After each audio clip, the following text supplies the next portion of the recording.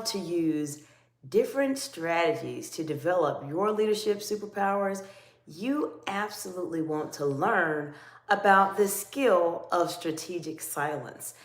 Why is strategic silence so incredibly important in leadership? So in this video, we're going to talk about why silence a struggle. And then we're going to talk about why strategic silence is something that will set you apart as a leader.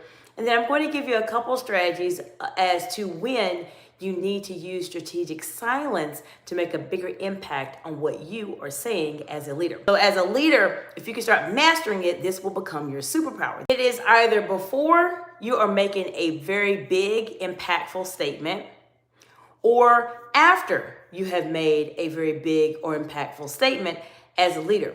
I'm going to give you a couple of examples of both scenarios so you know exactly when you will need to use strategic silence as your leadership superpower. If you pause slightly, just for a few seconds, before you give a response, it does create a sense of anticipation of what you're going to say.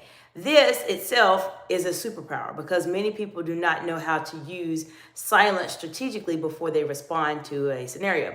Therefore, if you can try to master and use silence strategically, you will stand out from everybody else because, as I mentioned, most people are not comfortable with silence. These are all cues that people are listening to you, and this is why this is a leadership superpower that you want to master.